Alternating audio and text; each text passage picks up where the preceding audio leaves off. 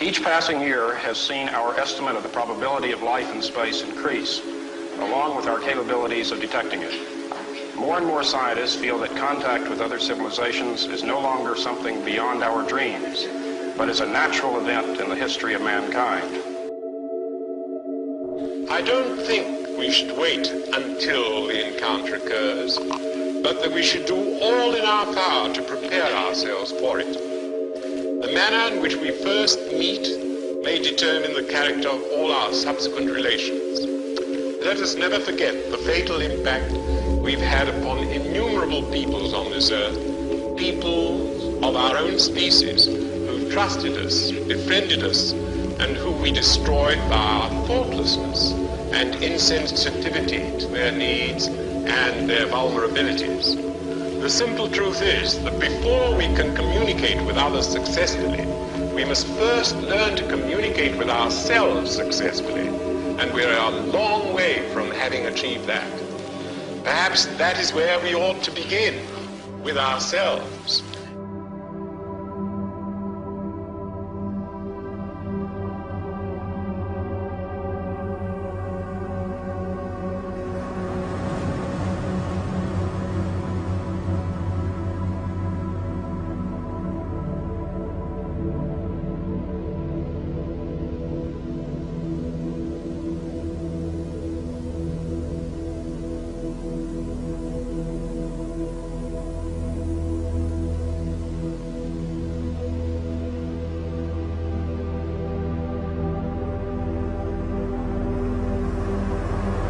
The UFO phenomena is quite an elusive topic. Despite many years of documented encounters, there is still no confirmation from any official authorities, be it mainstream science or government, that there may be something otherworldly going on. On the contrary, there's often ridicule and avoidance whenever the subject comes up. Yet most of the general public believes that extraterrestrial UFOs exist and that the government is hiding information from us. Many people have had UFO sightings themselves. However, most people also don't give it much attention or thought, believing that it doesn't really affect us anyway and that we'll deal with it once official contact has been made. But what if the UFO phenomena is not what we thought it is, but has influenced humanity and the world at large for thousands of years? What would be the implications? Our views on life and existence, science and religion, spirituality and evolution, consciousness and psychology, as well as reality as we know it, would take on a whole new understanding when looking deeper into the UFO phenomena and the possibility of a higher alien intelligence affecting our world. Maybe we're not the main show here on Earth, and maybe not even on top of the food chain. Let's not forget, not too long ago we believed that the Earth is flat. What else will we discover? In general, it is impossible to get into any discussion about this topic with people who dismiss something right away without having sincerely looked into the evidence and research. There is no point in simply discussing beliefs and set viewpoints. Discussion is only constructive when it is not limited by personal preference, beliefs, or a conditioned worldview. Open-minded objectivity is essential when seeking truth. With that in mind, we must also be discerning, because truth is often mixed with lies, especially in a topic outside of what is socially and culturally accepted. It's a big swamp, but the sincere seeker who approaches the subject with a critical mind can see that, without any doubt, something otherworldly is going on and has been going on for a while. There is one important issue that needs to be considered when dealing with such fringe topics: our own level of cultural conditioning. Many people project a certain typical image on the extraterrestrial phenomena based on Hollywood movies and sci-fi literature, which mostly tends to humanize intelligent alien beings in some way and keeps it on a very physical level, with aliens supposedly coming from another planet and acting out human qualities. What we see in the mainstream does affect how we view this topic, even if only unconsciously. The conditioning through official culture which has fictionalized this topic is deep and far-reaching. It cannot be underestimated. The question is, how to separate truth from lies? How can we find out what is really going on in this elusive field? What do we really know, and what do we just believe or assume? We should never underestimate the trap of wishful thinking and denial. Looking at it all with what the Buddhists call beginner's mind helps in the process of revealing the truth. No preconceived ideas or assumptions, but simply looking at it as it is, cross-referencing the data and research out there, using logic and intuition alike, separating disinformation from reliable information, slowly putting together the pieces of this puzzle. It is obviously a topic where no one has the whole picture, and there's still much to discover. But at one point, when you have a certain amount of pieces, you can start to see an image arising. Let's look at some of these pieces and how the image could look like.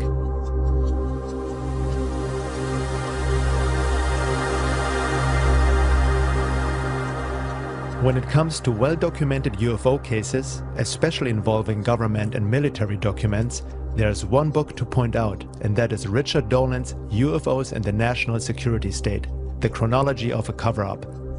Dolan comes from an academic background, giving him the much-needed critical but open mind when researching such matters. He holds an MA in History from the University of Rochester and a BA in History from Alfred University. Prior to his interest in anomalous phenomena, Dolan studied US Cold War strategy, Soviet history, and international diplomacy. UFOs and the National Security State is a historical narrative of the national security dimensions of the UFO phenomenon from 1941 to the present. Included are the records of more than 50 military bases relating to violations of sensitive airspace by unknown objects, demonstrating that the US military has taken the topic of UFOs seriously indeed. Some believe that UFOs are just developed Nazi technology or secret military projects but have nothing ET-like to them. Others explain UFOs with Jungian psychology as a projection of our collective. For anyone who doubts that the UFO phenomena is real needs to read this book. It is well documented and clearly shows that the government and military are very aware of the UFO issue and do not have a handle on it.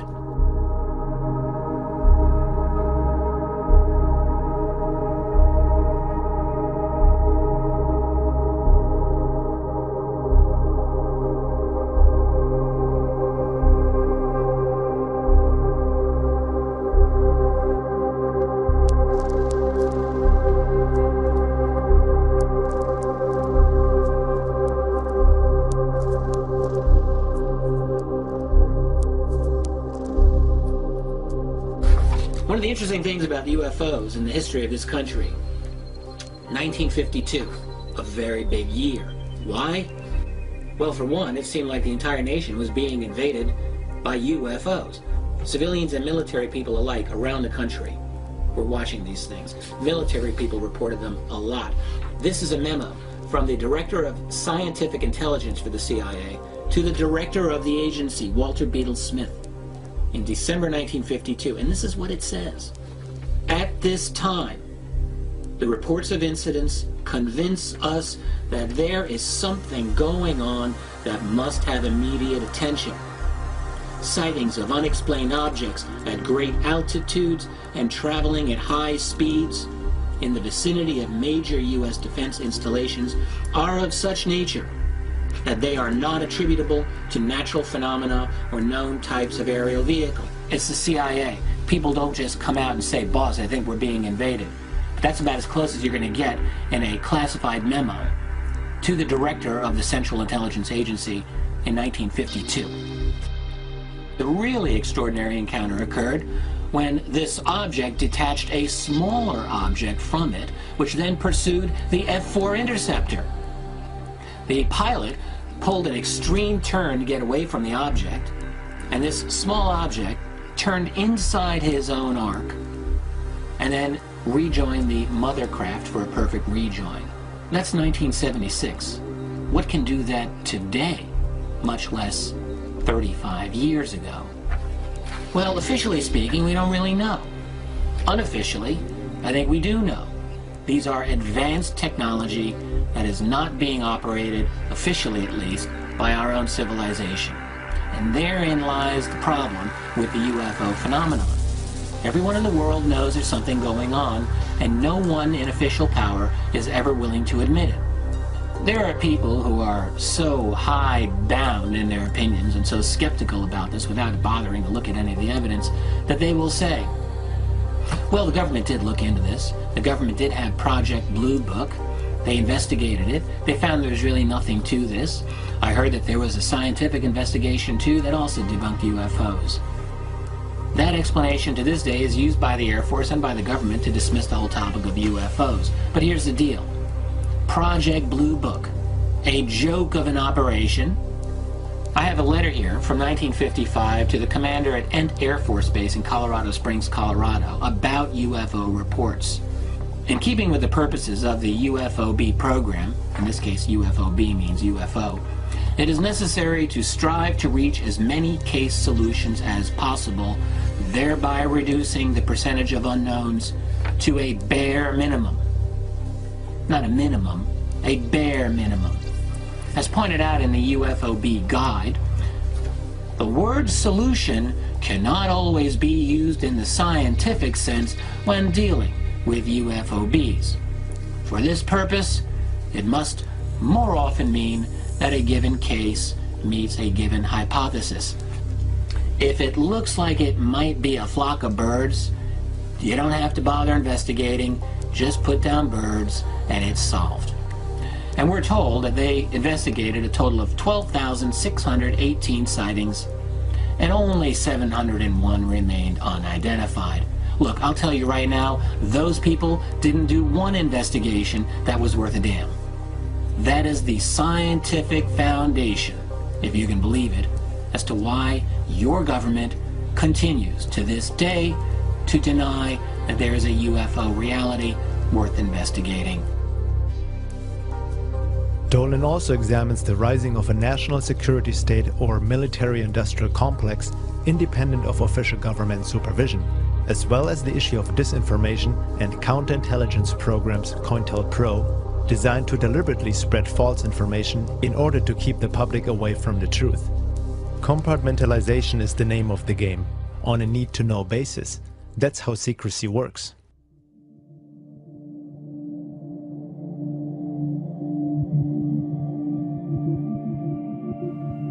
Many people who have looked into the topic of UFOs have come across the Disclosure Project, an organization under the guidance of Stephen Greer, which also reveals the government and military involvement in the UFO field. At first, the Disclosure Project seems to be a very good source and has a somewhat more serious image than your average UFO site. Greer and his project is quite popular these days, especially in the New Age movement.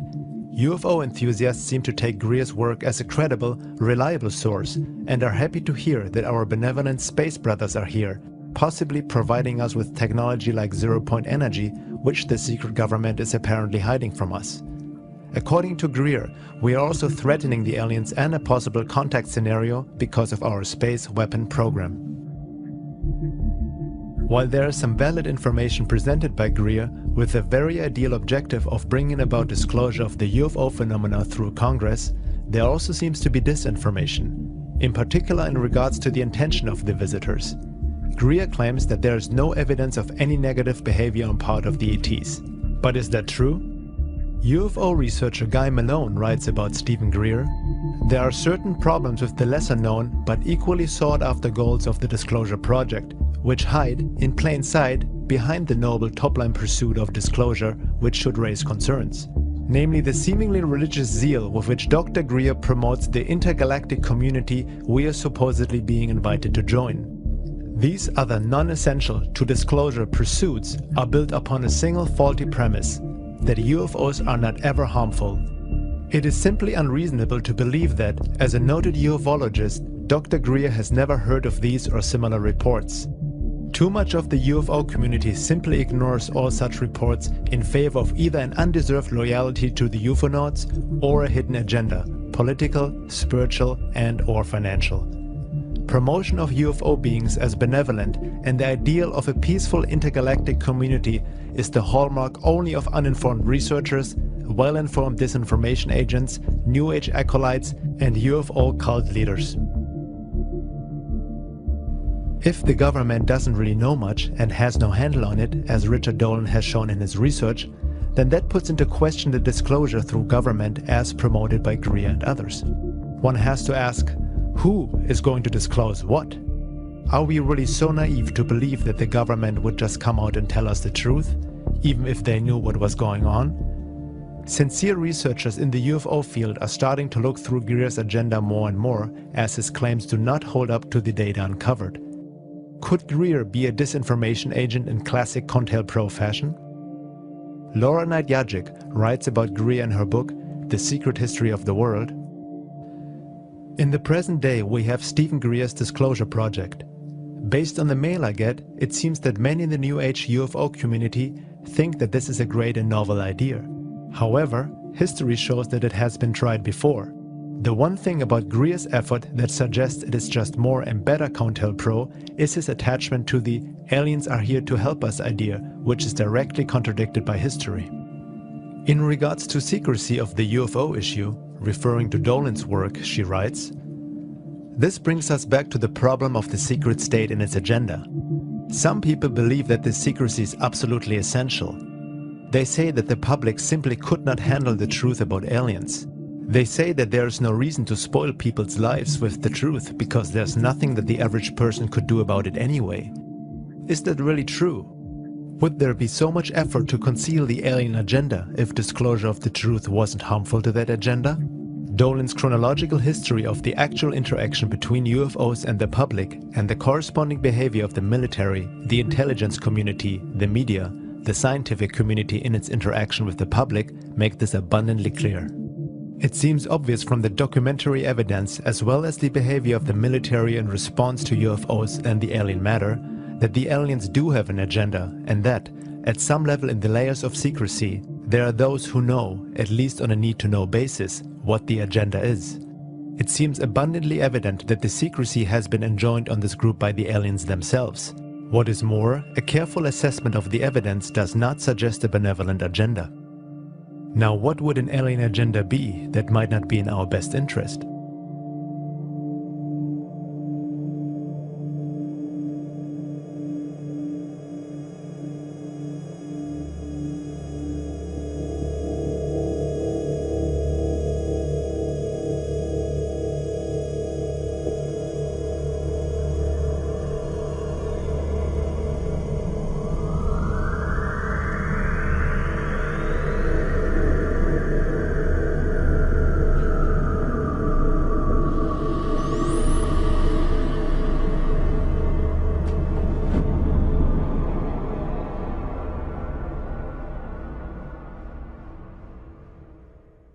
A very important issue, which Stephen Greer and many supporters of the benevolent alien scenario seem to completely miss, distort, or deny, is the topic of alien abductions.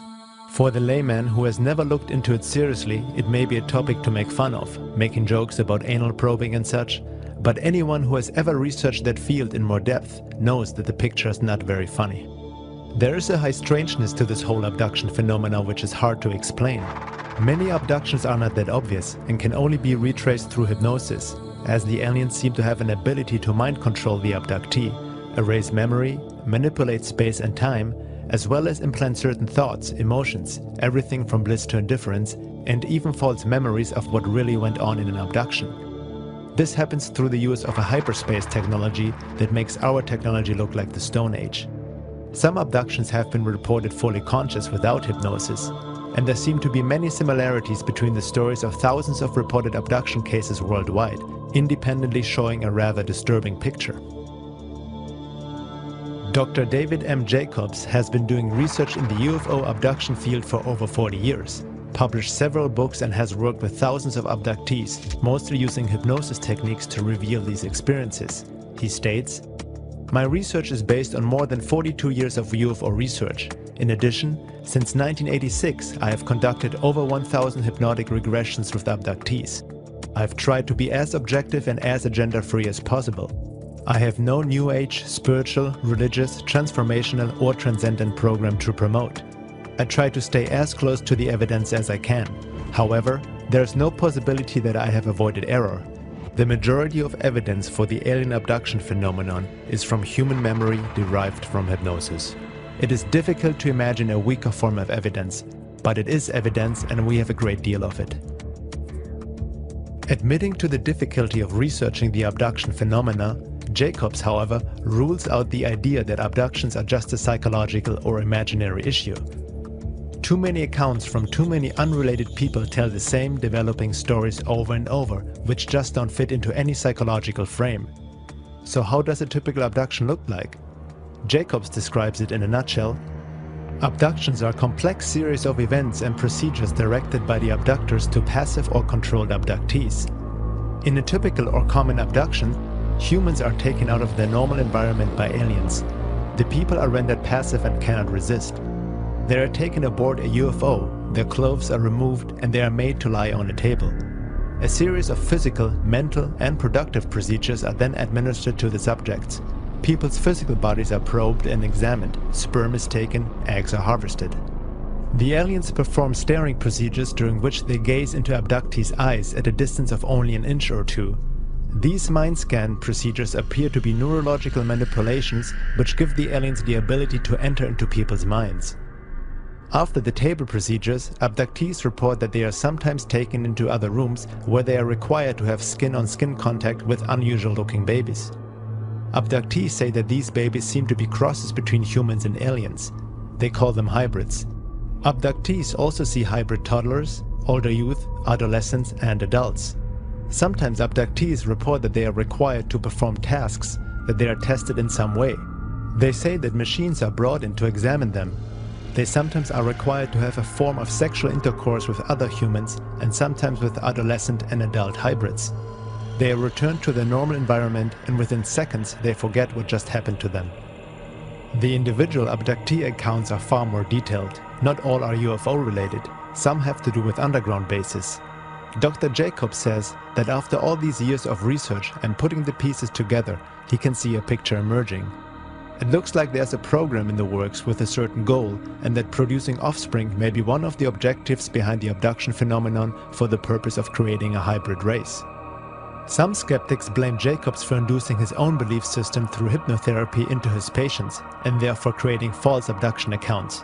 However, this doesn't hold up with the evidence Jacobs and other researchers have come up with, much of it even without the use of any hypnotherapy. It only shows that skeptics haven't really looked into the research and are more trying to validate their own belief system rather than objectively looking for truth. In regards to the typical debunking of the abduction phenomena, be it through the scientific or spiritual community, Jacobs says, "In my 40 years of UFO research, the last 20 of which spent studying the abduction phenomenon, I have learned a simple evidence truism. All debunkers make one or more of three fundamental mistakes.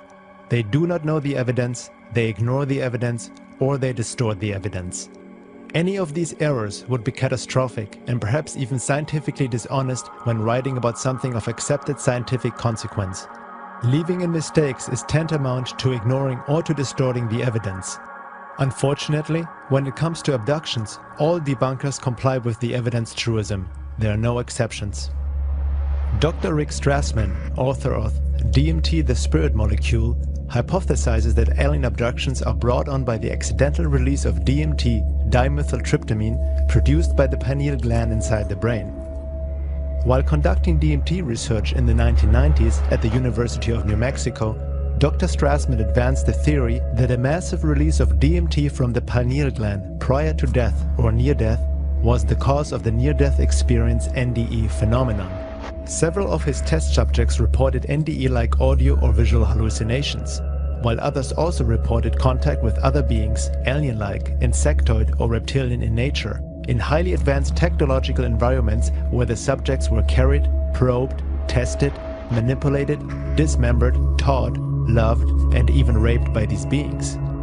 It is interesting to note how similar the accounts of his test subjects, who were administered DMT intravenously, are in comparison to what can be found in abduction research. DMT certainly is a mystery molecule that seems to open doorways to another world or reality.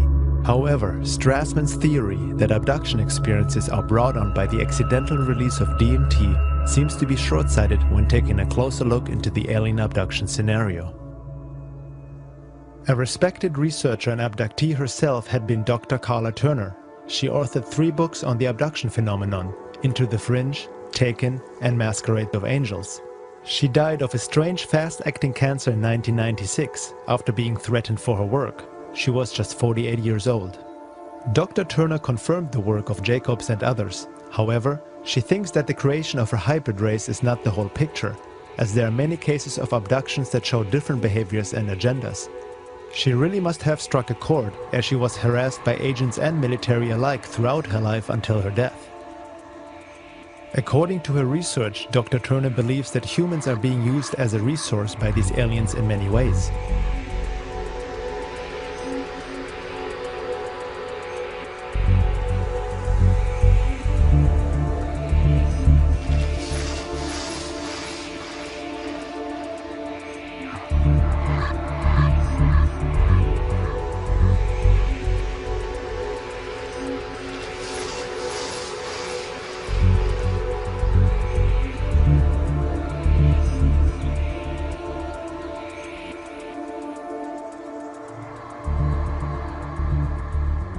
Here is a list she put together based on countless abduction accounts, research and analysis. Aliens can alter our perception of our surroundings. Aliens can control what we think we see. They can appear to us in any number of guises and shapes. Aliens can take us, our consciousness, out of our physical bodies, disable our control of our bodies, install one of their own entities, and use our bodies as vehicles for their own activities before returning our consciousness to our bodies. Aliens can be present with us in an invisible state and can make themselves only partially visible. Abductees receive marks on their bodies other than the well-known scoops and straight-line scars. These other marks include single punctures, multiple punctures, large bruises, 3- and 4-fingered claw marks, and triangles of every possible sort. Female abductees often suffer serious gynecological problems after their alien encounters, and sometimes these problems lead to cysts, tumors, cancer of the breasts and uterus, and to hysterectomies. Aliens take body fluids from our necks, spines, blood veins, joints such as knees and wrists and other places. They also inject unknown fluids into various parts of our bodies.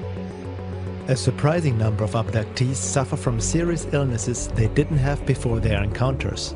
These have led to surgery, debilitation, and even death from causes the doctors can't identify. Some abductees experience a degeneration of their mental, social, and spiritual well-being. Excessive behavior frequently erupts, such as drug abuse, alcoholism, overeating, and promiscuity. Strange obsessions develop and cause the disruption of normal life and the destruction of personal relationships. Aliens show a great interest in adult sexuality, child sexuality, and in inflicting physical pain on abductees. Abductees recall being instructed and trained by aliens. This training may be in the form of verbal or telepathic lessons, slideshows, or actual hands-on instruction in the operation of alien technology. Abductees report being taken to facilities in which they encounter not only aliens, but also normal-looking humans, sometimes in military uniforms, working with the alien captors. Abductees often encounter more than one sort of alien during an experience, not just the greys. Every possible combination of grey, reptoid, insectoid, blonde, and widow's-peak have been seen during single abductions, aboard the same craft or in the same facility. Abductees report being taken to underground facilities where they see grotesque hybrid creatures, nurseries of hybrid humanoid fetuses and vats of colored liquid filled with parts of human bodies.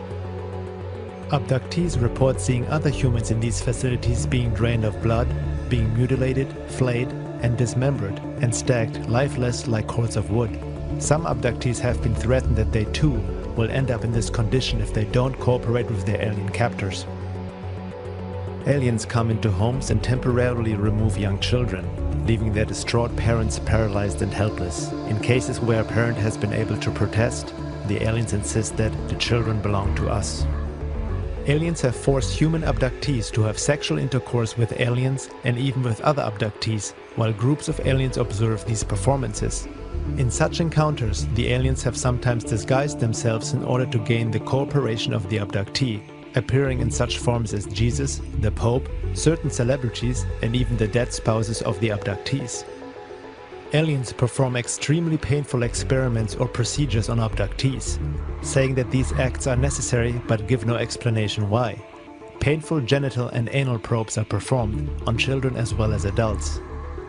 Aliens make predictions of an imminent period of global chaos and destruction.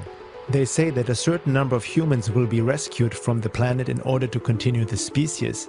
either on another planet or back on Earth after the destruction is over. Many abductees report they don't believe they're alien captors and foresee instead a much more sinister use of the rescued humans. Further commenting on that list, Carla Turner states, "In every instance from this list, there are multiple reports from unrelated cases, confirming that such bizarre details are not the product of a single deranged mind. These details are convincing evidence that, contrary to the claims of many UFO researchers, the abduction experience isn't limited to a uniform pattern of events. This phenomenon simply can't be explained in terms of crossbreeding experiments or scientific research into the human physiology." Since most abductions are not remembered consciously, Dr. Jacobs believes that there are millions of abductions worldwide of people who have not the slightest idea that they had been abducted. Dreams and issues of missing time can be hints that an abduction has actually occurred. Sometimes people remember later in life, after 30 to 50 years or so, that something like an abduction had occurred earlier in life. Hypnotic regression can help to uncover more. However, there's also physical evidence at times, such as body marks, and there are conscious recollections without the need of hypnosis. According to abductee stories, most abductions are performed by the typical gray alien, which has become a sort of pop culture icon thanks to Hollywood. Sometimes there are reptilian and humanoid entities present who seem to oversee such procedures.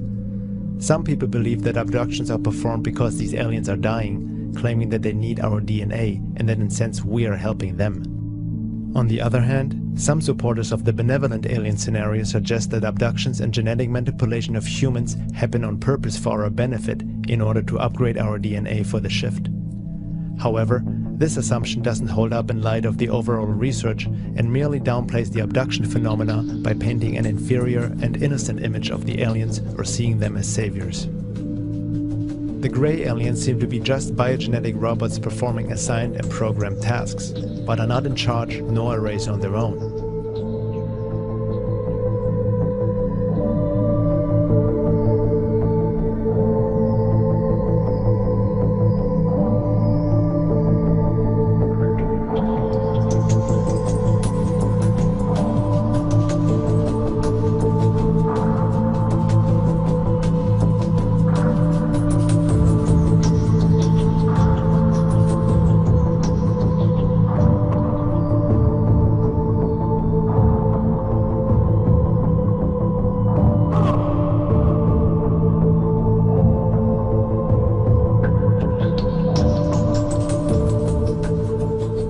Greys have a tiny mouth slit, a resemblance of a nose and ears, but there's no suggestion that they use five sensory perception, eat, breathe, or use speech like humans do. Communication is done by telepathy.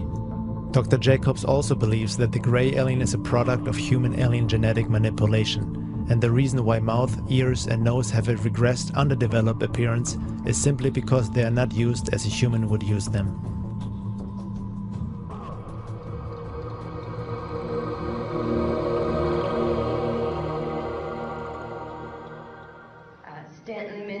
The need to hold ourselves to facts in this field. And I think that is extremely important. We should repeat that 10 times a day as we go through the work in this area. The problem, of course, with the abduction phenomena, as with a lot of ufology, is that the nature of the alien activity is designed deliberately to keep us from having much in the way of concrete evidence. Designed that way. It is not an accident.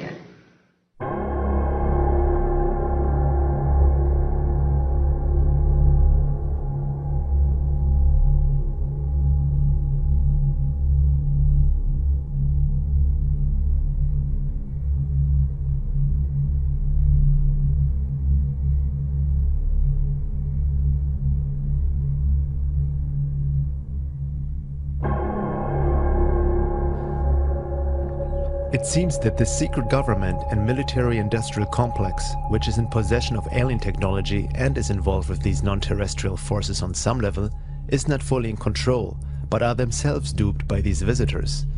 Looking into military abduction accounts, MyLab, researched by Dr. Carla Turner, she has reports by people who have been abducted regularly by aliens and then also started to get abducted by military personnel, who then questioned the abductees about what the aliens wanted from them and what they conveyed to them.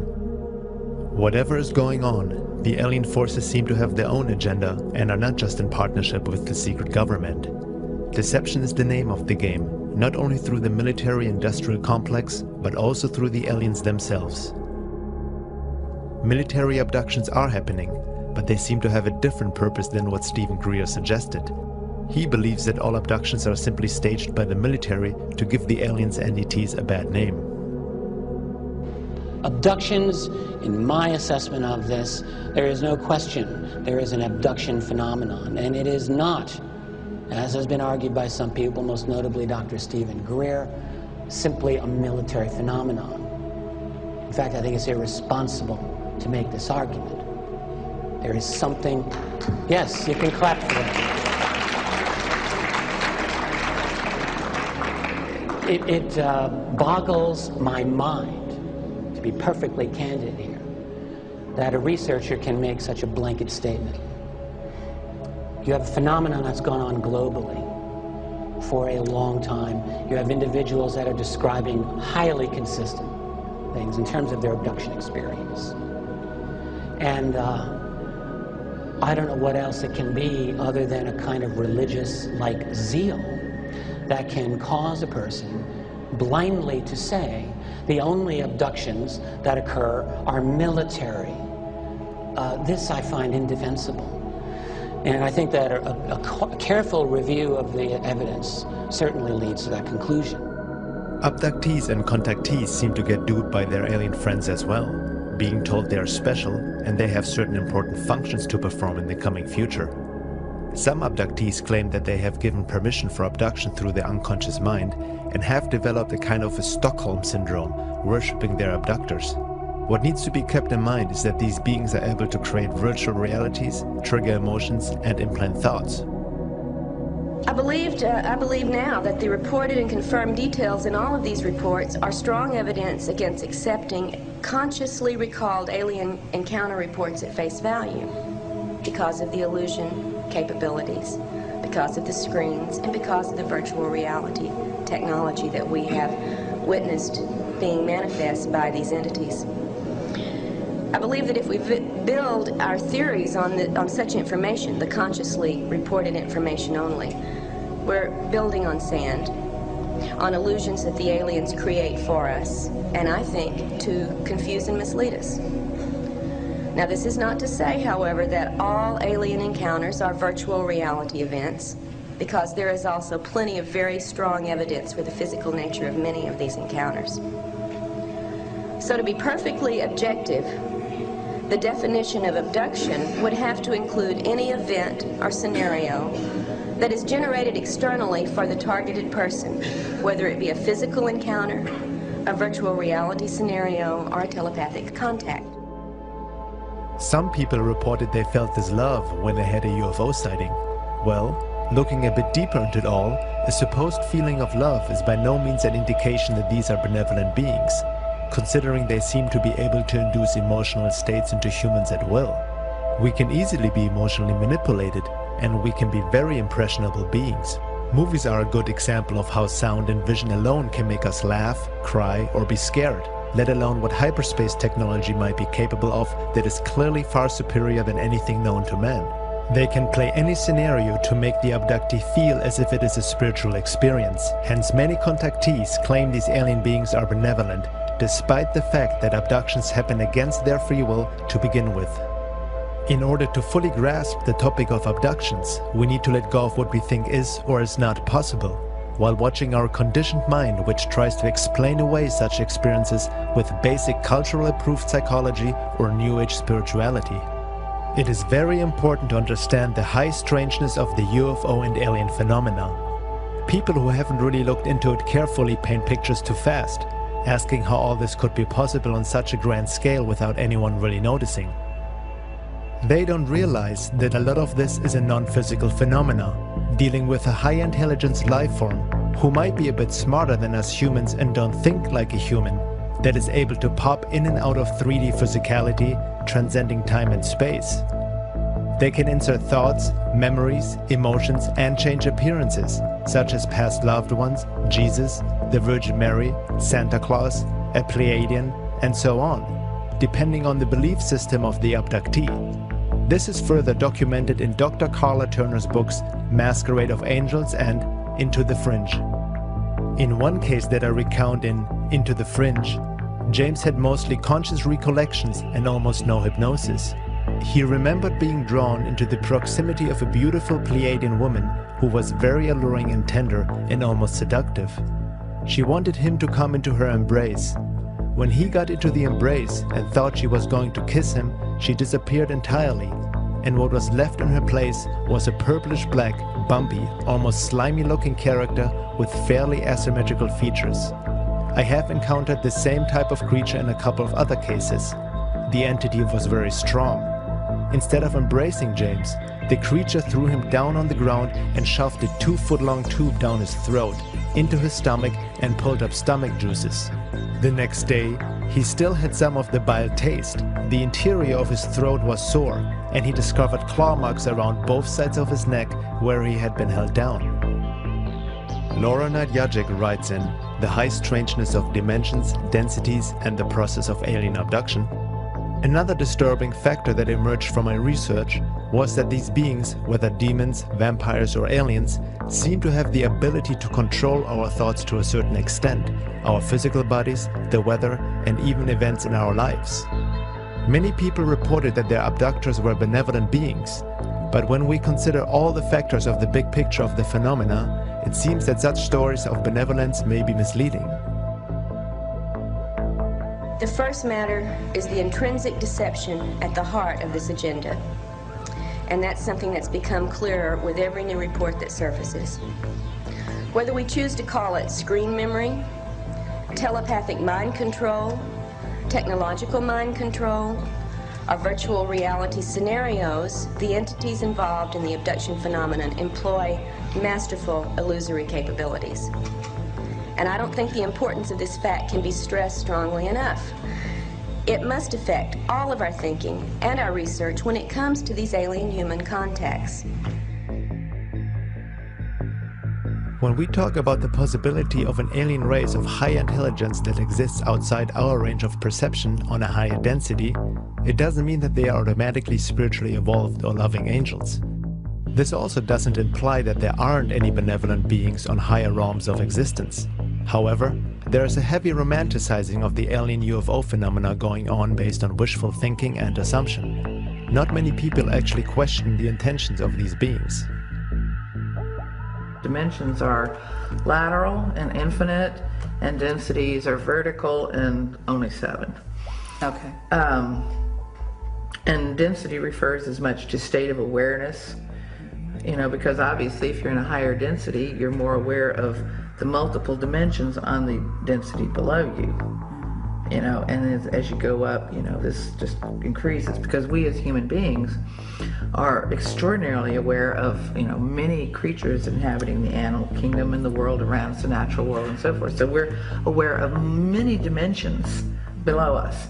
And we'd have to say that these higher dimensional or higher density beings have the same perspective on us that we have on, and that's kind of a scary thought, especially if you realize that they may not have your best interest at heart. And just as the farmer has a lot of awareness of the many dimensions of his herd of cows, he knows them very well because he knows which ones he's going to butcher to have put in his freezer. Could there not be the possibility that there is an alien intelligence that has been around far longer than we imagine, and who may look at us like we look at and use in many ways lower life forms on this planet as a resource and even as food? Food doesn't have to be physical, and these beings seem to feed off our emotions and energy.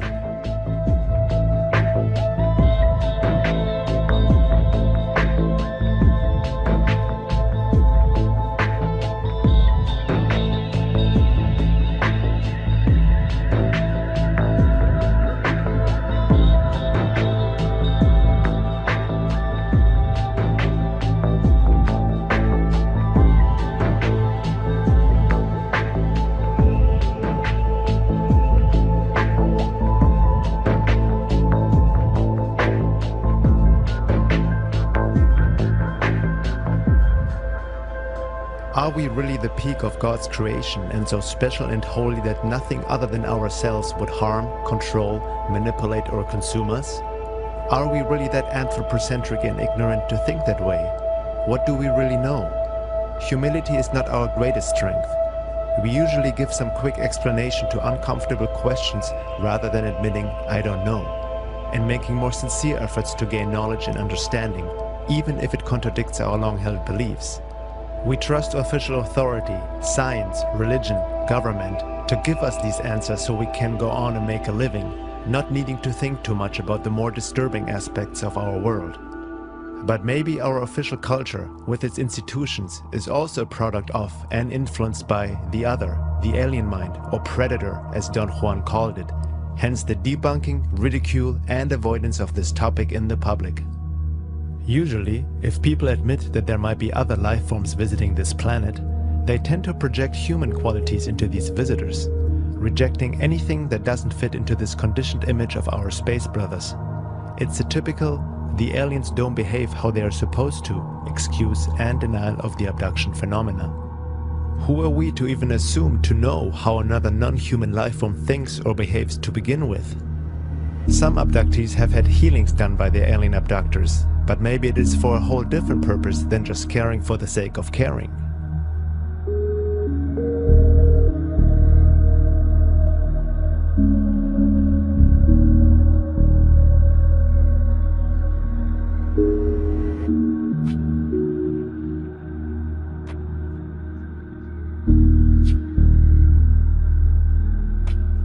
A common explanation in New Age circles is that abductees attract these experiences to them, based on the popular law of attraction and create your own reality concepts, sometimes claiming it's their karma. This seems more like an escape and justification without carefully studying the phenomena.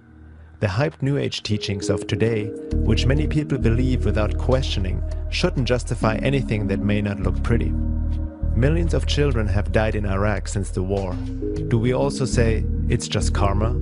Or they just attracted it because of their thoughts and just led them to their fate?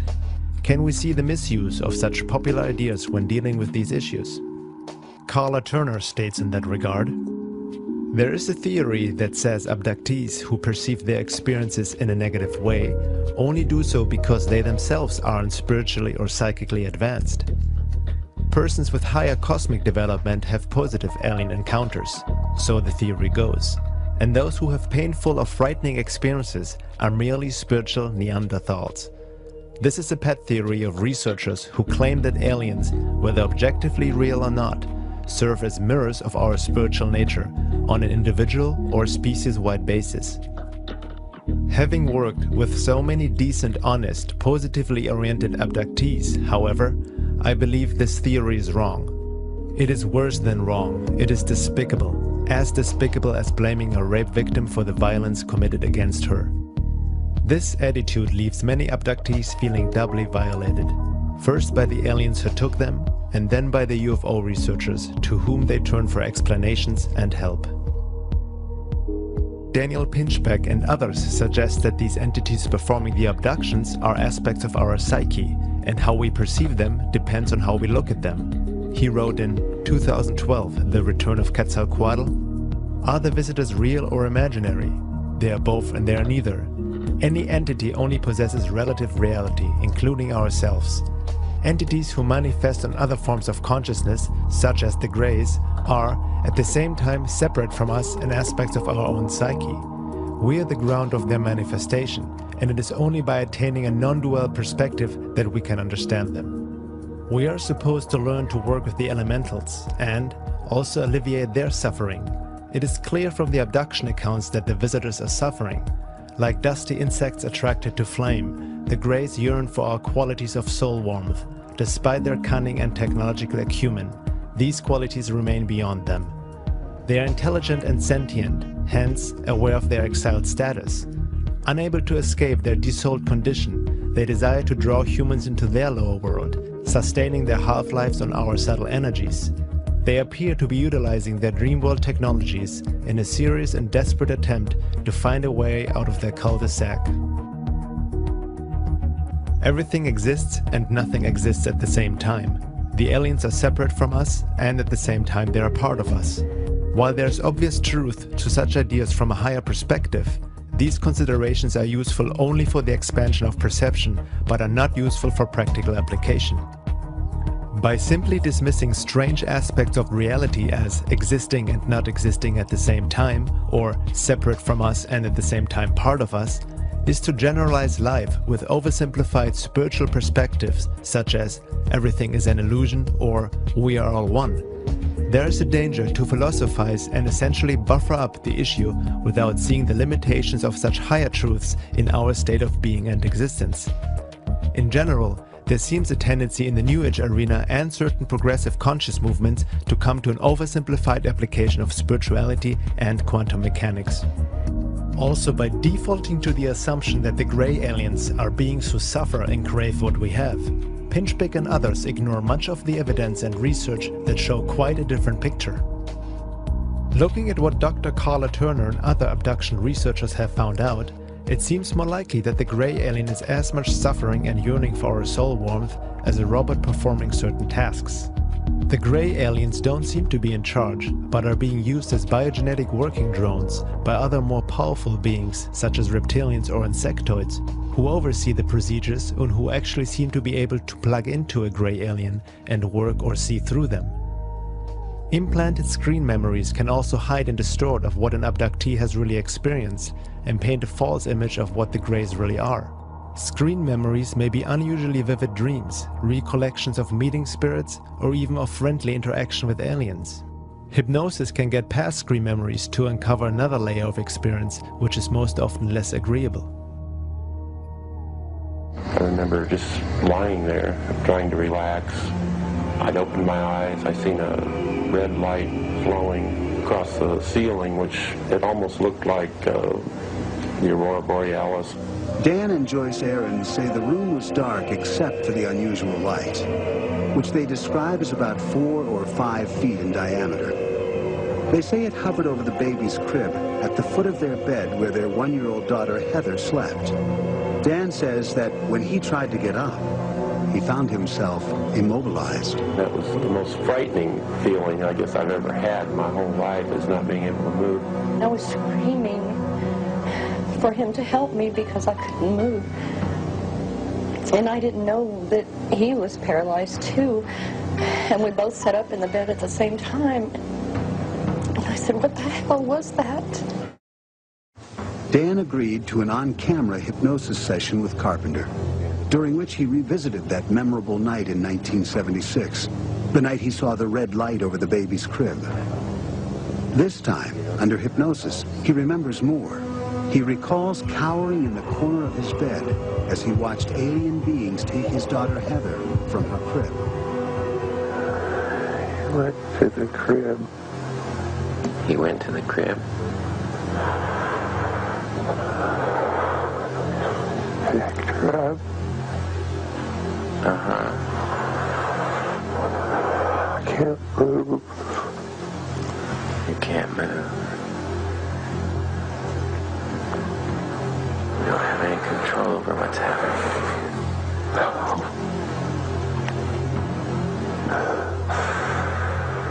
What do you see happening now? He took her. He took her. Under separate hypnosis, Dan's wife Joyce recalled the same sequence of events. They both say little beings marched them outside, and together the family was floated onto a spaceship. I never wanted it to happen to my children. I didn't realize until later that it had. But when they took her, I couldn't do anything. Abductions start as early as infancy and can occur till late in life. Some people have been abducted hundreds of times. Many abductees are living in fear, not knowing when the next taking will happen, not being able to prevent it, not being able to talk about it for obvious ridicule in the public. Many need to even hide these experiences from their families. Some are so utterly confused that they go mad, even committing suicide. Carla Turner suggested a number of steps abductees could take in the face of alien provocation. Educate yourself about the phenomenon. There is some control in knowledge. Let go of fear. It is through fear that negative entities maintain control. Anger is a more effective defense than fear. Abductees should be aware of how they are reacting. They should learn to step out of themselves and to maintain perspective. Maintain a good quality of life. Be realistic about what can and cannot be done. Stay close to your families. Confide. You don't need the burden of carrying this around without being able to talk about it. Abductees have reported that anger and getting upset at the entities does actually help. Also, by educating themselves and learning more about the abduction and UFO phenomena, they can create an awareness which seems to offer protection. As the saying goes, knowledge protects, ignorance endangers. I think we need to recognize that deceptions are employed at almost every level of this interaction to keep abductees from knowing about the actual events and the actual entities involved in these encounters. To me, maybe I'm just a suspicious sort, this implies that there's something they don't want us to know about. And often what seems implied from the reports is that there is something within us, the humans, something of which we could be capable, something of resistance or altering of this scenario that the abductors absolutely do not want us to be aware of. They go to great lengths to program our thinking about our encounters with them, that we are subordinate, that we are helpless, or that we are dependent, or that we belong to them. The list goes on. And they go to a great deal of trouble to convince us in every way that they can that we can do nothing about controlling these situations. The good news is that in a number of cases in the past couple of years, that hasn't proven to be true. Abductees are finding more and more specific instances in which they are able to resist the illusion suggestions, in which they are able to say no to procedures, and in fact when they have been able to break free of actual controls. This to me is a great step forward, and I think it's going to be something growing with any luck. We're going to find abductees are realizing there are ways to change this entire pattern of activity. But what is very disturbing is the complete denial of this issue, not only in the mainstream scientific community, but especially in the progressive truth and New Age movement.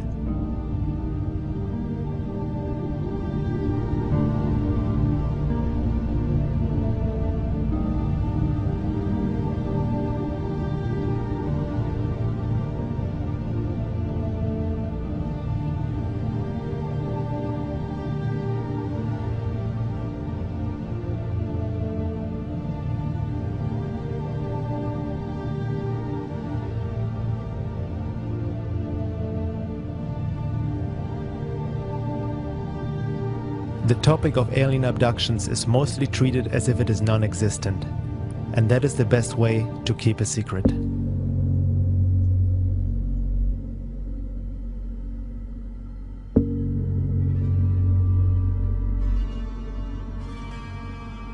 Looking at the high strangeness and hyperdimensional aspect of the UFO and alien activity, one can say that it is certainly not just a physical phenomena, and these crafts don't seem to have technology like we think in terms of a spaceship.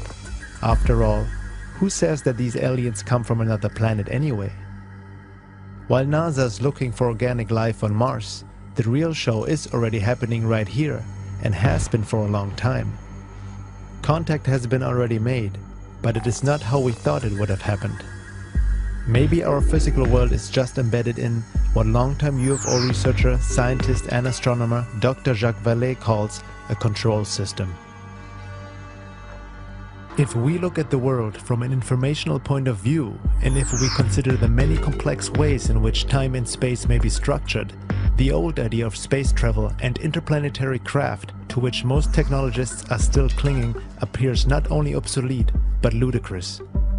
Indeed, modern physics has already bypassed it, offering a very different interpretation of what an extraterrestrial system might look like. I believe there is a system around us that transcends time as it transcends space. The system may well be able to locate itself in outer space, but its manifestations are not spacecraft in the ordinary nuts and bolts sense. The UFOs are physical manifestations that cannot be understood apart from their psychic and symbolic reality. What we see in effect here is a control system which acts on humans and uses humans. Vallée also stated that it would be false to say that these UFOs fly like a plane or rocket would. With technology that transcends time, space and gravity, space travel may take on a whole new meaning. One has to wonder why such a topic of immense importance for science and the world is still widely ignored and denied by official culture. Abduction and UFO researcher James Bartley explains, "Unfortunately, the human race has been poorly served by the scientific community. This should come as no surprise, considering the disproportionate amount of funding the scientific community receives from tax-exempt foundations, multinational corporations, the Department of Energy and the Pentagon, just to name a few. To provide such funding and then encourage real scientific study of UFOs would defeat the purpose of the long-standing, well-documented debunking and disinformation campaign against UFO reality. Since scientists are conditioned and trained to discount the reality of UFOs, it is relatively easy to convince some of them to be UFO debunkers, especially if they will be paid for their debunking efforts. Scientists cannot be expected to think or behave any differently. They have been indoctrinated and are in need of funding. I have to laugh when skeptics and debunkers demand scientific proof for UFO sightings and alien abductions. How can science, as controlled as it is today, possibly explain the types of phenomena described by UFO witnesses and alien abductees? UFOs have been seen to divide into numerous parts and fly off in different directions. Conversely, 2 or more UFOs have been seen to fly towards one another and merge into one object. UFOs have been seen to change shape in mid-flight, and so on. Other researchers and authors also see this phenomena not like a ET is coming from another planet scenario, but something that may have been around far longer than we imagine. The same phenomena seems to have been interpreted and described by the worldview of past cultures, from fairies to demons to vampires to serpents, dragons and other mythological figures.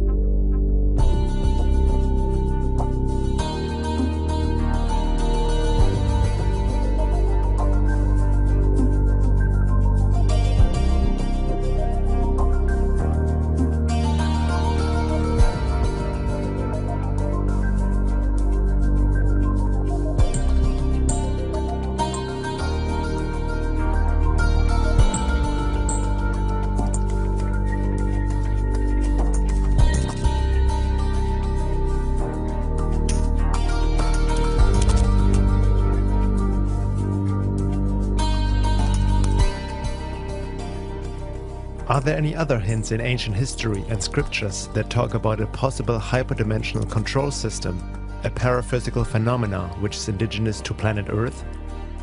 The Gnostics are giving us some insights into the idea of hyperdimensional realities and beings inhabiting them. In Gnostic psychology, the Noetic science of the mystery schools, archons are an alien force that intrudes subliminally upon the human mind and deviates our intelligence away from its proper and sane applications. Working through telepathy and suggestion, the archons attempt to deviate us from our proper course of evolution. Their most successful technique is to use religious ideology to insinuate their way of thinking and, in effect, substitute their mindset for ours. According to the Gnostics, Judeo-Christian salvationism is the primary ploy of the archons, an alien implant. In the Gnostic view of human society, the archons are alien forces that act through authoritarian systems, including belief systems, in ways that cause human beings to turn against their innate potential and violate the symbiosis of nature. Because the archons need human complicity to gain power over humankind, anyone who assists them can be considered a kind of archon, an accessory. How do humans assist the archons?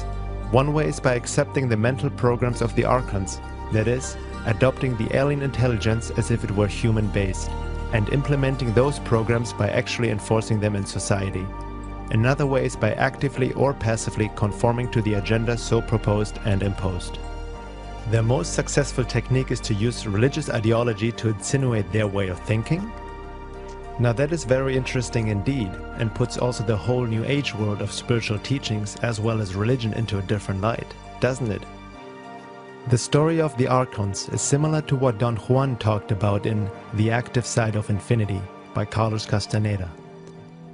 Ah, that's the universe at large, Don Juan said, incommensurable, non-linear, outside the realm of syntax. The sorcerers of ancient Mexico were the first ones to see those fleeting shadows, so they followed them around. They saw them as you're seeing them, and they saw them as energy that flows in the universe.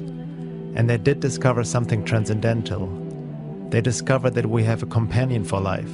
We have a predator that came from the depths of the cosmos and took over the rule of our lives. Human beings are its prisoners. The predator is our lord and master.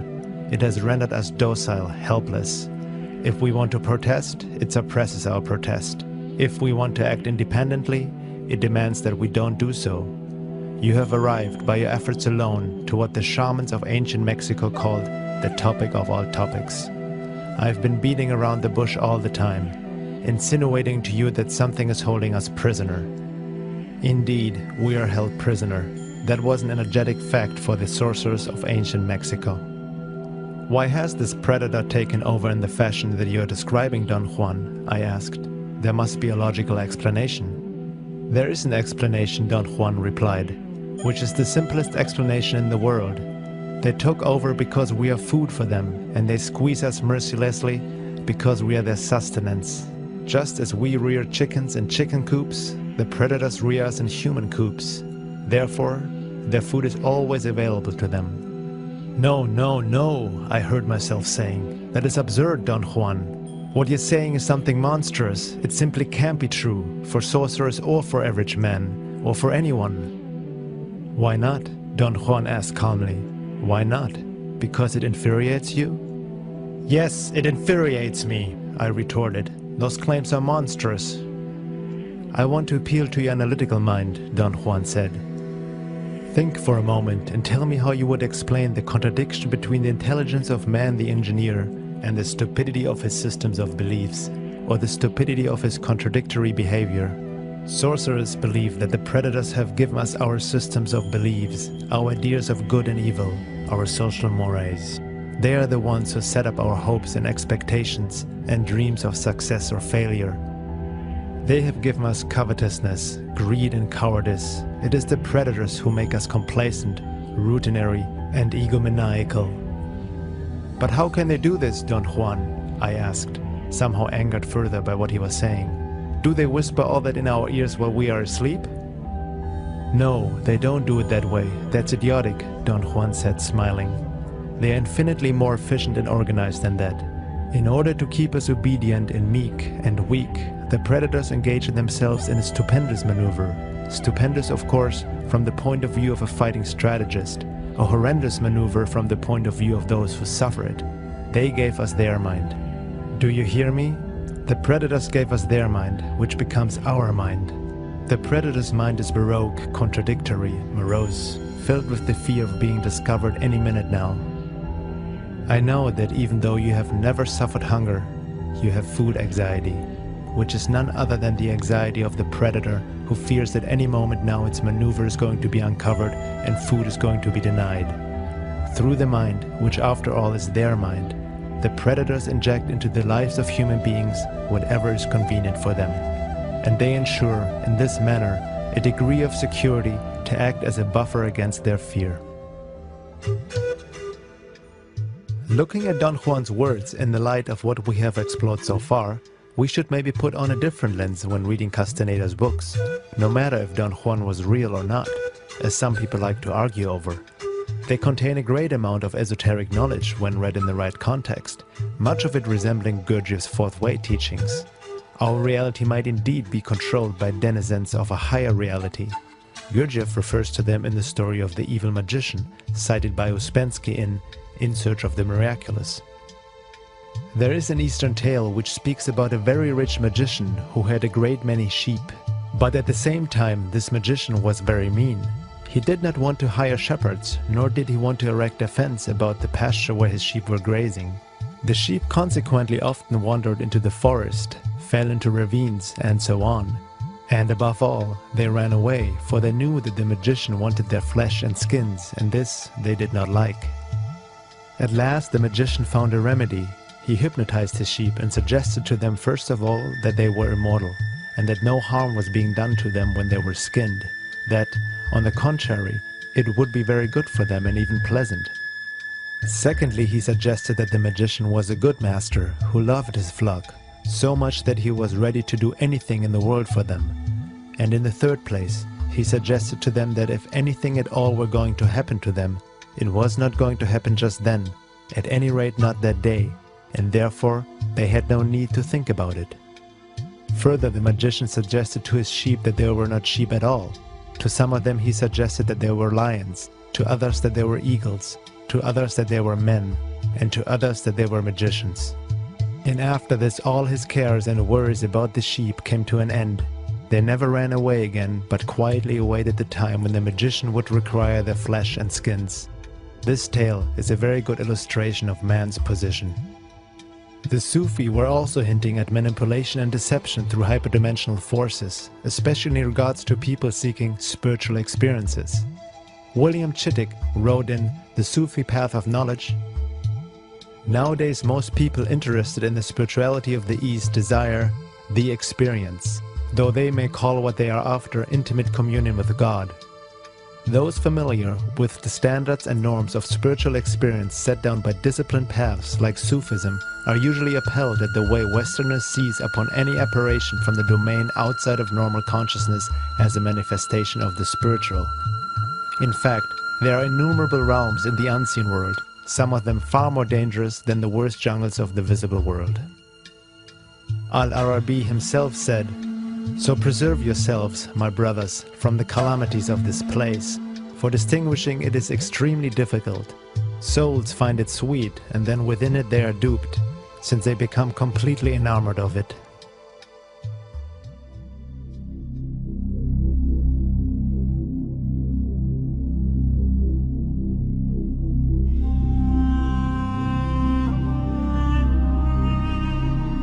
Let's consider what these sources tell us, from abduction accounts to the archons, predators, the evil magician, and aliens. Could they all relate to the same phenomena, manipulating humanity since the beginning of time? Where did religion originally come from? Could popular New Age teachings be influenced by these same forces? A lot of channeled and New Age material tells us to just focus on love and positive thoughts since we create our own reality. We should ignore anything negative or unpleasant, telling us that eventually the light will win anyway, and we need to just watch it unfold, bathe in the photon belt, and let the divine plan unfold.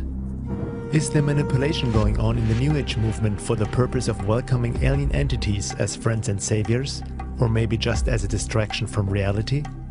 Laura Nadjajic concludes, "If anything, the so-called New Age movement has been so heavily inculcated with the idea that one must not ever think about negative things, that they, above all other people, are most subject to the predations of higher realms. If you don't know about something, you cannot defend yourself against it. The consistent deflection from the truth of the state of so-called higher realms by masses of published material over the many years suggests almost a program of disinformation. It was beginning to look as though there was something or someone out there who didn't want us to know something." Having looked now more at the so-called negative alien scenario, the question comes up, are there any good aliens? How would the higher positive and spiritual non-human intelligence act? Would they interfere with free will and perform abductions? Would they help humanity against the bad aliens or the evil elite and save us? Or is it more up to us humans to learn our lessons in order to truly evolve spiritually, discerning truth from lies, learning and gaining knowledge of what is truly going on without being held by forces of whom we really don't know much about to begin with? What are these beings who claim to want to help us and land on our shores as promoted through popular New Age channelings these days? That doesn't mean that there aren't benevolent forces out there, but the negative alien scenario is being overlooked and denied in many ways. Maybe once we have learned our lessons, being able to truly see what is going on and act, behave, evolve accordingly, then the good ETs will come and join us, or we will join them. But in the meantime, it is up to us to grow and learn, discern truth from lies, true revelations from clever forms of deception. In our current state of being and evolution, we are more prone to being manipulated than joining any form of galactic federation of higher spiritually evolved beings. Isn't that obvious? We must become that first ourselves. And the major part of conscious evolution is not just about trying to focus on love, but also making the darkness conscious and learning the lessons therein, within and without.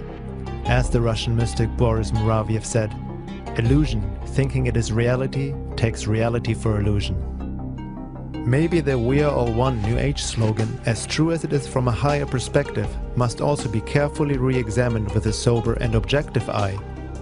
Sure, Bush and Gandhi are one, but one of them doesn't seem to have any conscience at all, and not even the remote ability to feel any compassion, love, or understanding, fully cut off from the higher centers of consciousness.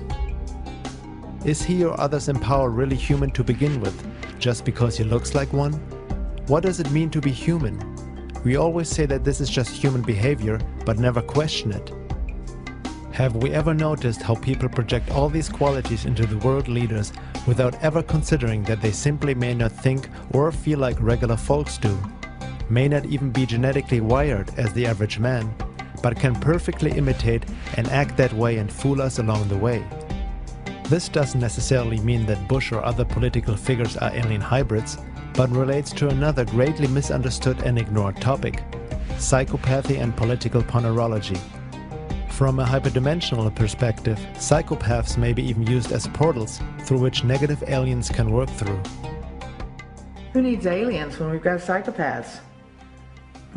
You know, I mean... But the psychopaths are being motivated by hyperdimensional beings. Yes, and also Lizzie's and Greys, right? Who are Greys are on the fourth... Well, Greys are cybergenetic probes. They're not even real beings. They're like, almost like, they're like plant-like, living like robots. Sure. You know, they're like a cross between a plant and a critter, and they grow them like plants.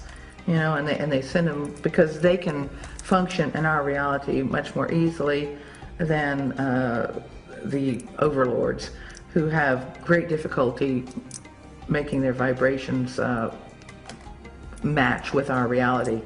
And they've also been working on hybridization projects to hybridize beings that can cross densities, that can be bi-density, that can move between densities, because they want to use these bodies themselves as incarnational opportunities when they, you know, in a sense, to use them as portals into our world.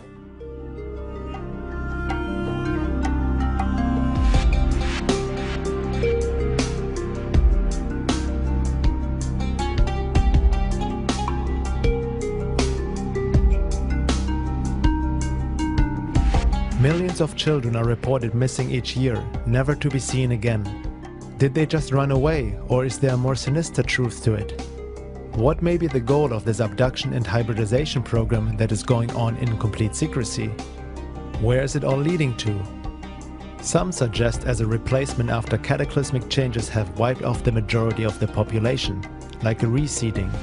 This may sound like a bad sci-fi movie or fear-mongering to some people, yet anyone who has sincerely looked into it knows that the UFO and alien phenomena has a darker side that can't be just ignored.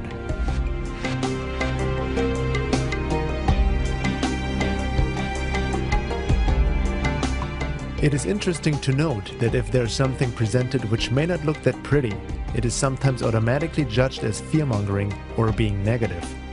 Some people seem to mistake objectivity for negativity and wishful thinking for positivity.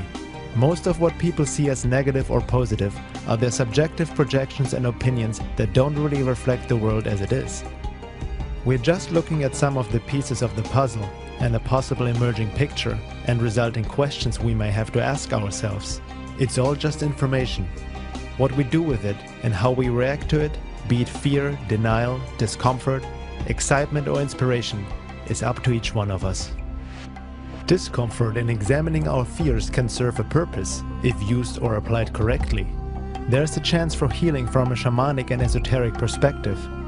It is good to put oneself into a state of vulnerability when looking at the darker aspects of our reality or of oneself. Truly looking at it, facing it, and not giving the ego a chance to explain it all away so we can go back to our comfort zone and ultimately go back to sleep. It's not about buying into fear and panic either, but about gaining knowledge and understanding. Sometimes things need to be confronted without automatically defending our beliefs and views, allowing us to look at the world and ourselves more objectively, not only in regards to the UFO alien issue, but in many other aspects as well. That's part of the awakening process and raising consciousness. One thing is for sure, the UFO and alien phenomena is real. Non-human intelligent entities are and have been visiting Earth, most likely interacting with humanity for thousands of years. The question is now, why are they here? Do they really come from outer space and a different planet? Or are they just hiding outside our perception and have been here all along, or maybe both? There are people who suggest that all we have to do is show love and project love on these beings, and that's how we become one and enter the golden age. Is that really the way and understanding of love, or is that part of the New Age disinformation program, welcoming our space brothers as friends and saviors? Intent is important, yes, we need to be positive and loving, but intent without really seeing what is going on objectively, separating truth from lies, essentially does more harm than any good. Isn't it interesting, as we all focus on global issues such as the environment, self-sustainability, the fake war on terror, economy, the banking system, etc., all important topics that need to be addressed and looked at, but all along there seems to be something else going on which we totally ignore, deny, even laugh about, or try to explain away with questionable spiritual concepts or mainstream psychology. The high strangeness of UFOs, aliens, abductions, and hyperdimensional realities may hold major clues for what is happening and has happened on our planet in regards to history, the rise and fall of nations, religions, evolution, culture, wars, conspiracies, human behavior, psychology, basically humanity's existence as a whole, even potentially the very creation of it. Maybe the elite, which seems to control the world these days through government, media, military, and transnational corporations, are mere puppets to their hyperdimensional masters who have been manipulating humanity for ages. It seems to be happening before our eyes that they have been creating a ruthless race in which to incarnate themselves at the time of this upcoming macrocosmic quantum event, so that they can rule over the rest of humanity, whatever remains, in the higher density state. In other words, they want to lock this planet into their evil garden spot for them to have control and domination. They think, you know, of course, for all of eternity. That's their plan, that's their intention. And, you know, we would like to see that that doesn't happen. We'd like to see a future freedom for people, and the Caesar said that that also is possible. But the people, you know, can't do it until they can connect together in a certain way, and they cannot connect together in a way that can block that hyperdimensional. In other words, what we want to do is we want to cut off their power supply. There are all of these pathological people on our planet, and they're getting fueled by these hyperdimensional negative beings that are negative. You can't even plumb the depths of their negativity. You read about the most horrible crimes that have ever occurred committed by so-called humans on this planet, and you're getting a little bit of the picture of what their internal landscape is like.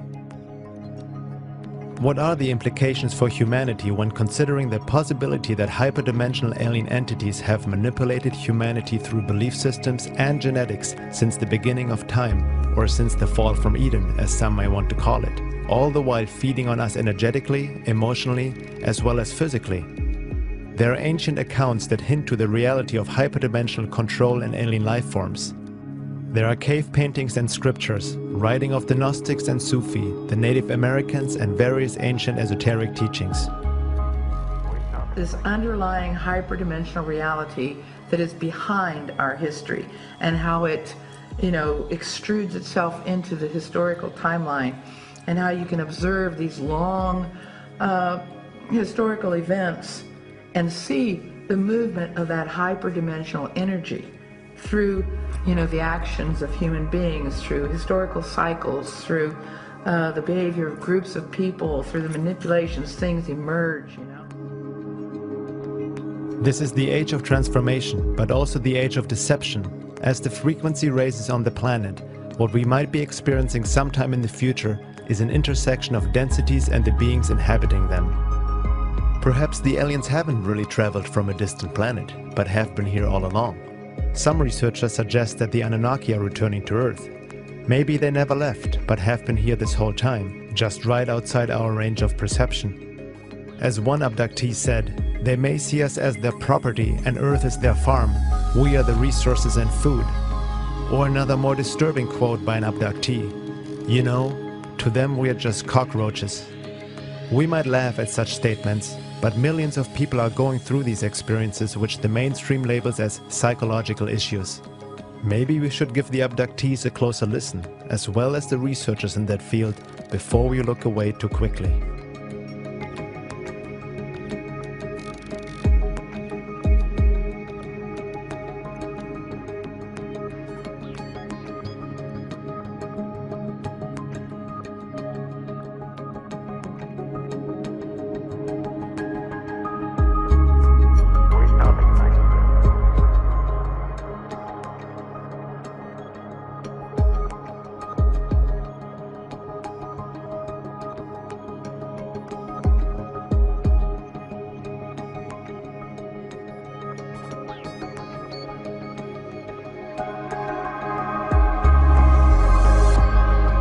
Food doesn't necessarily mean physical substance, but consciousness is food for higher density beings.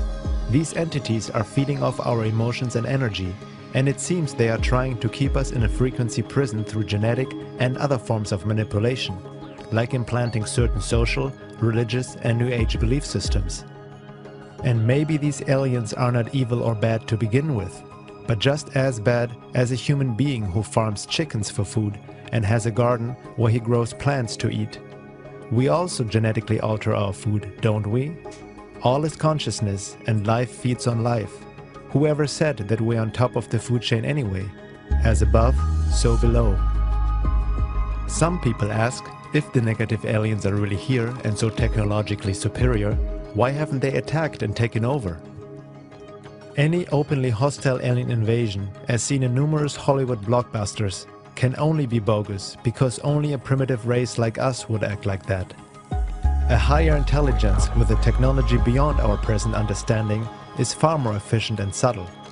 The most efficient takeover is if the target chooses out of free will to be captured, yet believing to be free.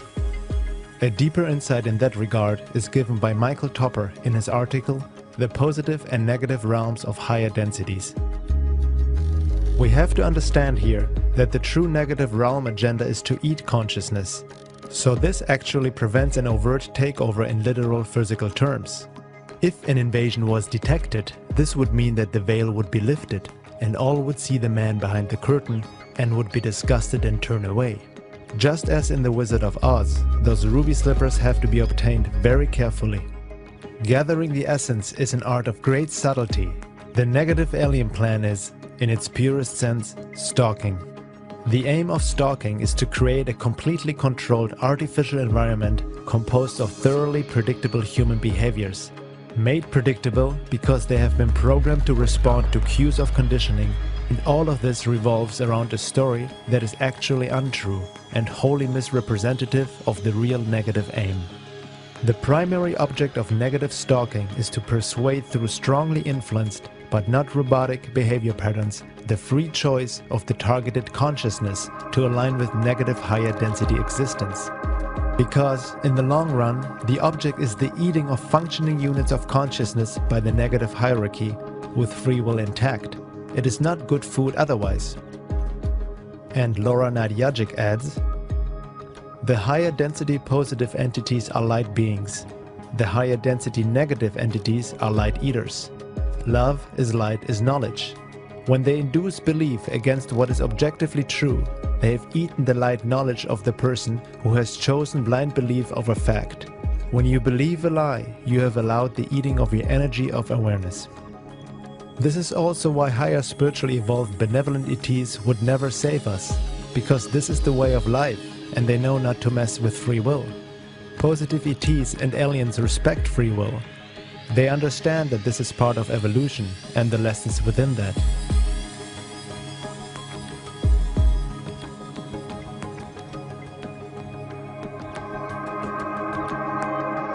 There are accounts of information and help from higher sources stating that it is up to us to discern truth from deception. Everything is part of creation. Nothing is better or worse.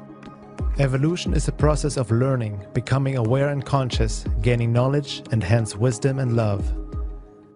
The more one can see the world as it is, objectively, as the universe sees itself, the higher the degree of awareness and state of being. Higher evolved positive alien beings may assist and guide us in more subtle ways if we're able to see and know how to listen. But the work comes down to us. No one is going to do it for us. As the saying goes, the teacher appears when the student is ready. They don't interfere with our lessons we need to learn for the sake of our own evolution, personally and collectively.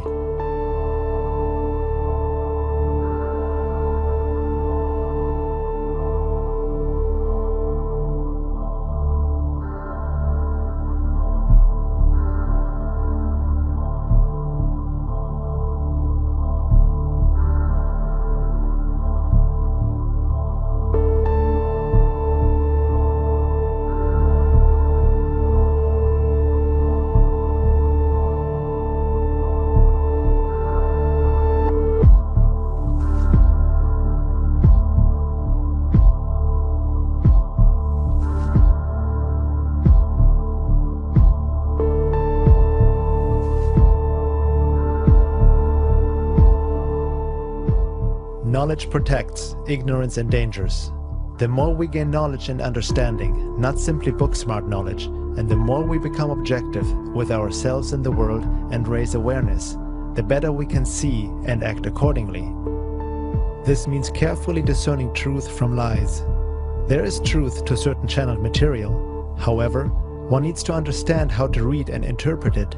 Looking at what we've found out about manipulation through hyperdimensional beings, it is obvious that a lot of channeled material these days is suspect to great deception from higher sources. There are different levels and degrees of channelings, depending on many factors. The topic of channeled information needs to be examined very carefully. Higher sources may be able to contact us that way, when asked for, and when it doesn't infringe free will or interferes with the learning process of the one asking. However, who is coming through and what is the source really saying is the question. Channeled material should never be taken as fact and proof alone, but one should cross-reference it with other material and combine it with scientific research. There are some sources that actually encourage that approach and tell us that it is up to us to learn, discern and gain knowledge, hence becoming more aware and consciously engaging in the process of evolution and awakening. In that sense, we are the ones we've been waiting for, as the Hopi Indians would say, or we are our own rescue team, as another channeled source states. But just focusing on love and light and visualizing the best outcome is not going to work and actually feeds the negative agenda. This attitude may be the greatest deception and is exactly what the alien intruders want us to do.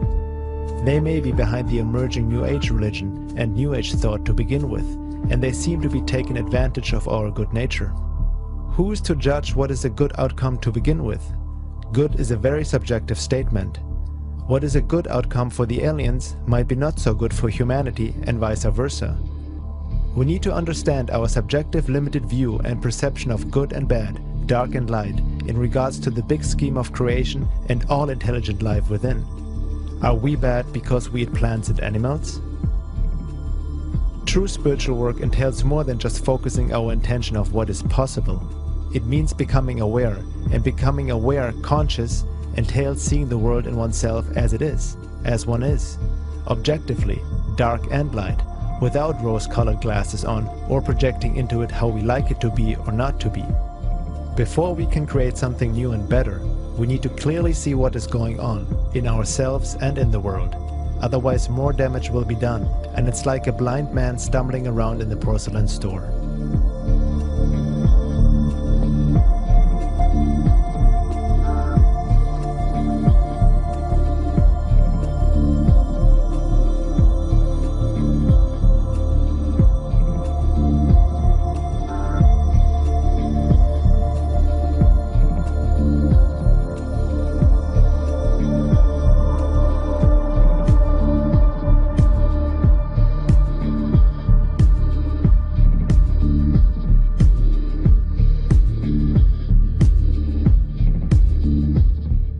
There's still much to find out about this topic.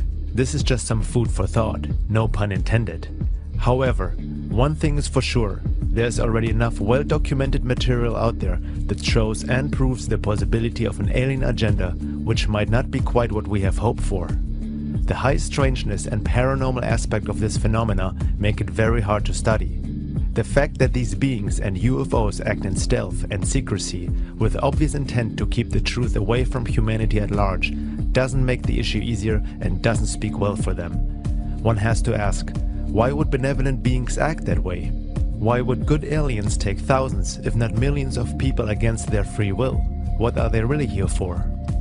In the words of Dr. Carla Turner, and it becomes clear from these details that the beings who are doing such things can't be seen as spiritually enlightened, with the best interest of the human race in mind. Something else is going on, something far more painful and frightening in many abduction encounters. As to researchers who claim that the ETs are here to help us evolve some higher consciousness, or that they're here for some other positive purpose, saving our planet, promoting world peace, etc., I challenge those researchers to incorporate anomalous data into this view. Theories are starting places for research, not proven conclusions, and UFO researchers must be willing to expand and alter their pet theories according to the data they uncover. It would be wonderful if we could shape ET experiences into something positive, but until the details of abduction encounters, all the details, are given serious consideration, I think it's dangerous to cling to theories that ignore data that will not fit. We owe it to ourselves to seek the whole truth.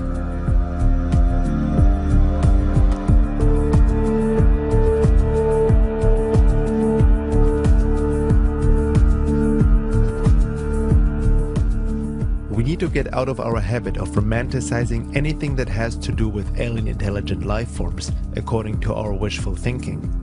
Nor deny the UFO reality completely out of conditioned non-belief, nor buying into any fear. This means growing up and becoming spiritually mature, being able to look at the world as it is, the dark and the light, without preference, and understanding what dark and light really means to begin with, moving from subjectivity towards objectivity, re-examining our beliefs and so-called spiritual knowledge we have gained over the years, which we at times just repeat without questioning. Everything from Eastern and Western religious teachings to mainstream New Age stuff and various spiritual teachers who have been on Oprah and on mainstream TV, marketing a passive, self-centered kind of spirituality to the masses in this billion-dollar heavy New Age industry. What is really going on? A true awakening or further manipulation and control?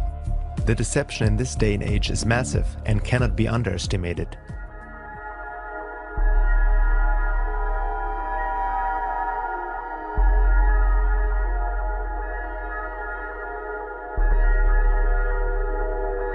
There's much disinformation in the New Age movement and UFO field these days. Most of them are not even purposely spreading disinfo, but they are duped themselves, caught in their own subjective tunnel vision and wishful thinking.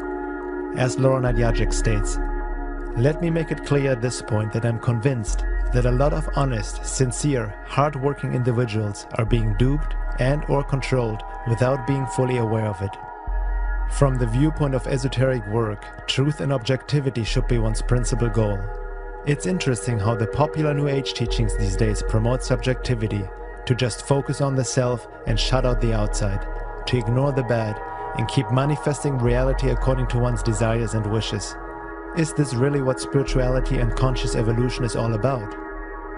Perhaps the popular New Age teachings and create-your-own-reality concepts are corrupt in many ways.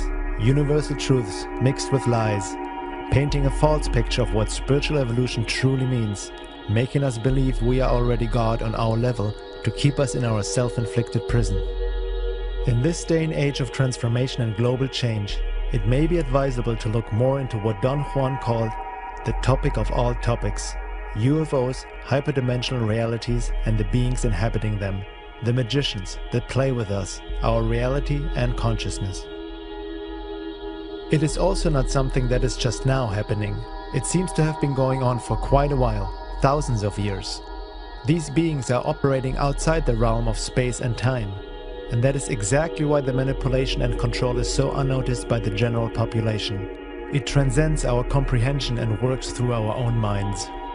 It is the subtlety of this phenomena which makes the deception so hard to see, because it is already ingrained in our way of life, our culture and civilization. This also puts a big question mark on the topic of disclosure. The UFO phenomena has a strong paranormal and hyperdimensional aspect to it that can't be simply ignored. Many supporters of disclosure and exopolitics seem to ignore or oversimplify that issue.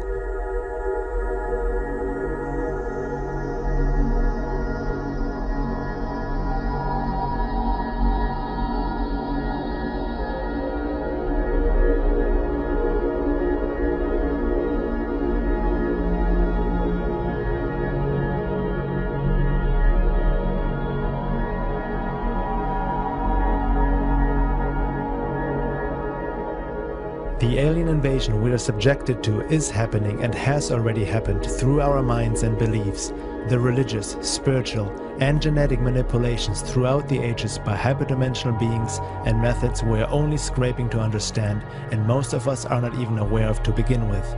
It's state-of-the-art mind control.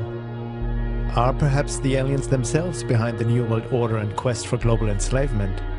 Most people still have a hard time realizing that 9/11 was an inside job, and that Al-Qaeda is as fake as the war on terror.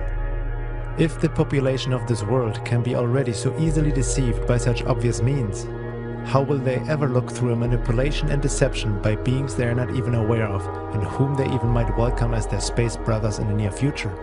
Interesting times indeed. In the words of Elton Turner, husband of Dr. Carla Turner. I believe that our very thoughts and consequently our behavior as a race of sentient beings are being undermined through the power of insinuation and the implantation of controlling devices in our bodies by non-human, most of the time, entities. This is truly the most effective way to invade and conquer. I do not trust such creatures, no matter what I've been told about their altruistic motives. We, as a race, have never been free to discover our own true identity. Every social advance we attempt is thwarted by some maniac who springs up with almost divine grace to lead us into madness. Every major religion has managed to find an excuse in its teachings to destroy non-believing fellow human beings. A part of me shudders every time I hear of yet another killing based on 2,000-year-old hatreds. What law allows us to continue with such atrocities? What influence keeps such hatred and fears alive? Why are we abductees so afraid to ask for help from our own society? We have been invaded, but I do not yet believe that the battle is over. Invasion with sticks, knives or guns is a human reality, not necessarily a universal one. There are very sophisticated mechanisms being used in the invasion of our world. Why should our invaders use pointed sticks against us when they can get us to sharpen sticks and use them against each other? Can there be a more successful military campaign than one in which no shot is fired and in which the conquered populace gladly and openly welcomes their enslavers? We are being programmed mentally and socially to accept our invaders as saviors, not a conquering force. The researcher asked me if I personally knew of harm that has come to anyone at the hands of or because of the aliens. Yes, harm has come. My early youth was damaged severely by the unconscious knowledge that I was being used by some non-human agency. It took me 40 years to recognize that the fears which guided me daily were not of my own making, and that the rebellion I constantly felt was engendered by my contempt for the powerful invisible agents that forced me to do things that I knew were wrong even as I was doing them. For example, I did not want to marry the person who became my first wife, yet I had no control over the decision. Before we were married, we were jointly abducted and subjected to severe programming. The results brought no happiness to either of us. We both starved for love and companionship, even though we tried with all our might to find them. My son was also one of their subjects and is miserable and lost. He's an artistic person with so many unknowable fears that he's paralyzed. I know of abductees murdered by mutilations, reports of which are suppressed immediately and completely, by cancers that no physician has ever seen before, and by madness that has led to suicide. In my opinion, these acts were not caused by brothers of any sort. I do not believe that all is lost, however. I have felt a guiding hand that helped me to discover happiness and inner peace amid all this chaos and misery. What I have come to understand is that that hand is only there when I take responsibility for my own happiness and do something about whatever is bothering me. It is time that we think hard about ourselves and what we have on this gem of the universe, our home, our planet. There are laws governing the actions of our invaders, rules guiding their actions, and patterns of behavior we can discover if we will make a concerted effort to discern them. We humans have something valuable that is desirable to and usable by the alien forces acting on us. I feel it is time we take back that which is ours, that we use all our resources to discover the laws that govern reality and become the beings that we intrinsically know we are.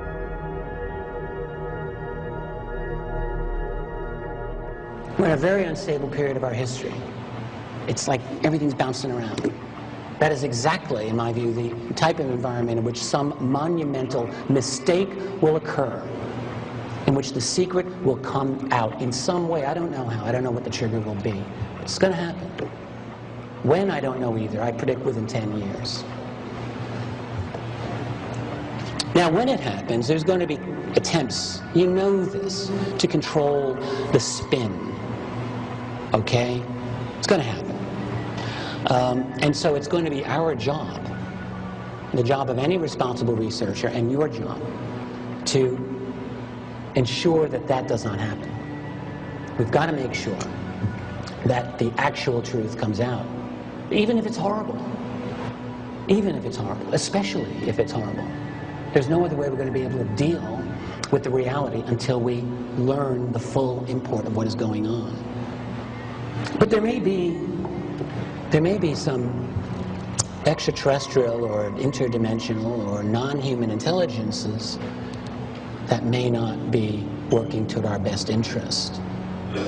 If we don't acknowledge that at least as a distinct possibility, I think we're fools. We have to, even if their intentions may not be bad. What happens to indigenous cultures when they encounter a highly technically proficient society? We know. And maybe in the long run things get better for them. I don't know. You can decide that for yourself. But the point is that we have to be vigilant against a variety of fronts here. Hope and fear. Fear is an enemy, we know this. Because when we are afraid, we react irrationally to things. We don't think through. Hope is an enemy too, though. That sounds kind of wrong, doesn't it? Everyone likes to have hope. Don't give up hope. But here's the problem with hope. Hope also deludes. We need to have a cold eye. We have to be able to look at reality in as alert and awake a fashion as we can. What is true higher consciousness? Well, it starts with awareness, with seeing things as they are. Not as you want them to be, not as you hope they can be. You have to see them as they are. And it is only through going over that first large hurdle, I feel, that we can really attain a true higher consciousness, a true awareness in which we are awake, not asleep. No matter what the truth ultimately proves to be, we have to go for it. I mean, without it, we're like children playing with shadows. And we're ignorant, and we're certainly unempowered to deal with and confront whatever the real entities are behind this masquerade. To take it all at face value is foolish. To take none of it at face value is ridiculous. Investigations into this field there cannot be anything more important for us to be doing right now than to dig past our wishes, dig past our fears, and dig for objective reality and understanding. What is truth and what are lies in the world of UFOs, aliens, abductions, and hyperdimensional realities? We ought to make an effort to find that out. As Carla Turner said, we owe it to ourselves.